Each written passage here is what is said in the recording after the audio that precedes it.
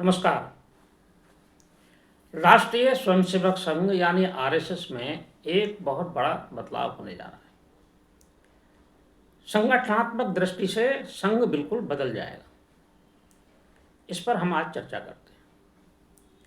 ये जो वर्ष है 2026, ये संघ की तरफ से शताब्दी वर्ष के रूप में मनाया जा रहा है। 2025 की विजयदशमी को संघ के 100 साल पूरे हो गए।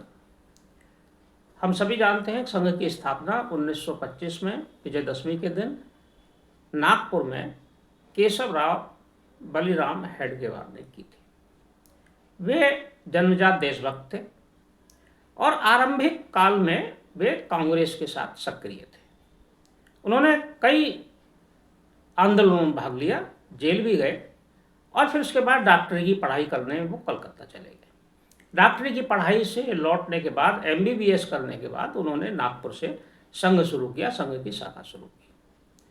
संघ को 100 साल पूरे हो गए। सफलतापूर्वक 100 वर्ष पूरा करने वाला ये देश के या दुनिया भर का कहे एकमात्र संगठन है जिसने बदलाव तो किए लेकिन प्रगति की और लगातार सफलतापूर्वक 100 साल पूरे किए और अपने लक्ष्यों को सफलतापूर्वक पूरा किया है। अब ये जो 100वां वर्ष है, 100 वर्ष पूरे हो गए, ये 101वां वर्ष है। इसमें 13, 14, 15 तारीख को यानी मार्च को वार्षिक एक बैठक होती है संघ की, जो सर्वोच्च नीति निर्धारक बैठक होती है, जिसे कहते हैं अखिल भारतीय प्रतिनिधि सभा। ये प्रतिनिधि सभा हर वर्ष निश्चित है मार्च में ही होगी और मार्च के पहले हफ्ते में होगी। इस बार ये बैठक 13, 14 और 15 मार्च को हरियाणा के समालखा में एक ग्राम विकास का एक विकल्प है जिसमें ये बैठक आयोजित होनी है। एक NGO है जो इसको चलाता है, ग्राम विकास के इस प्रकल्प को। बड़ा ट्रस्ट है और बड़ा स्थान है, प्रशिक्षण भी होते हैं। इसमें संघ की बैठक होगी। इस बैठक में लगभग 1200 या 1300 तक की संख्या हो सकती है। इस बैठक में संघ की पूरी अखिल भारतीय कार्यकारिणी, देश भर के सभी प्रचारक, वरिष्ठ कार्यकर्ता, प्रतिनिधि इसमें भाग लेते हैं और विविध संगठनों के भी अखिल भारतीय अध्यक्ष और संगठन मंत्री जो विविध क्षेत्र हैं, भारतीय जनता पार्टी और विश्व हिंदू परिषद समेत, ये भी इसमें भाग लेते हैं।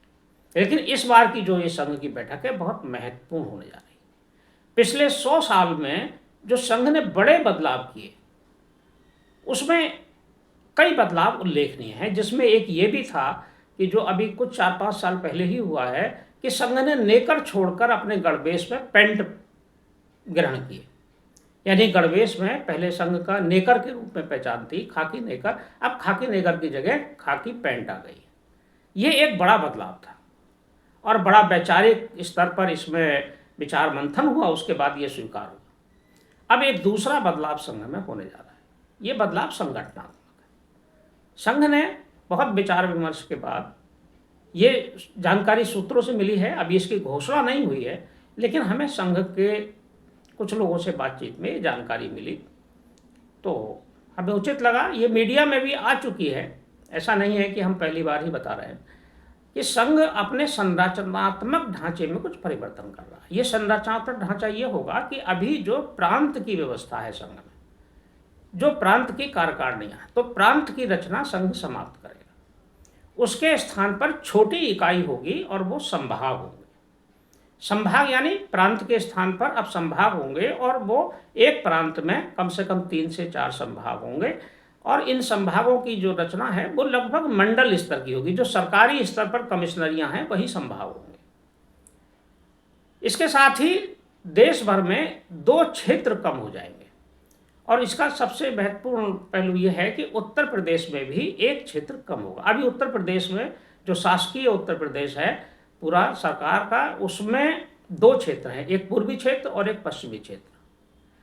पूर्वी क्षेत्र में पूर्वी जनपद है और पश्चिम क्षेत्र में ये मेरठ, आगरा, सहारनपुर, मुरादाबाद, बरेली, अलीगढ़, आगरा, ये मंडल इसमें आते हैं। ये पश्चिमी क्षेत्र है और इस पश्चिमी क्षेत्र में उत्तराखंड भी शामिल है। उत्तराखंड के सभी जिले इसमें पश्चिम क्षेत्र में शामिल है। लेकिन एक क्षेत्र समाप्त हो जाएगा। ये कहा जाए कि पश्चिम और पूर्वी क्षेत्र की बजाय अब जो क्षेत्र होगा वो केवल उत्तर प्रदेश क्षेत्र होगा, पूरा क्षेत्र होगा। ये पहले भी थी रचना, ये पहले भी थी, 2000 से पहले भी इसी तरह से एक ही क्षेत्र था उत्तर प्रदेश में, अब फिर एक क्षेत्र हो जाएगा। और जो संभाग होंगे, ये संभाग छोटी इकाई होगी और संभाग के बाद सीधे फिर क्षेत्र होगा, बीच में प्रांत की रचना नहीं रहेगी। ये जानकारी मिली है। तो इस तरह से ये रचना होगी और इसका जो ढांचा होगा वो संघ की कार्य पद्धति यानी मूल संघ वर्किंग पर आधारित होगा। यानी कि जो संभाग हैं वो सीधे डायरेक्ट संघ वर्किंग में होंगे, उनका अन्य अनुषंगिक क्षेत्रों से कोई संबंध नहीं रहेगा। अगर कोई विविध संगठनों से समन्वय और संपर्क की अगर कोई बात होगी तो राज्य स्तर पर एक अलग से कमेटी होगी, वो क्षेत्र से भी अलग होगी।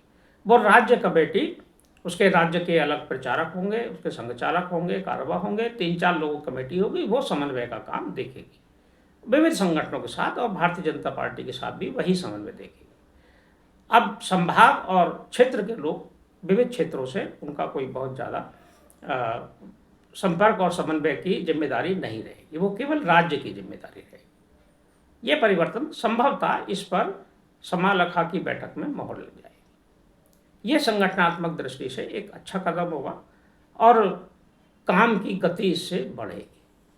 देखते हैं, अभी इस बैठक शुरू होगी, उसके बाद जो वहाँ के प्रस्ताव आएंगे और जो निर्णय आएंगे उन पर भी चर्चा करेंगे। समय संवाद में आज बस इतना ही। कल फिर मिलेंगे किसी एक खास विषय के साथ। तब तक के लिए मैं सर्वेश कुमार सिंह आपसे विदा लेता हूँ। नमस्कार।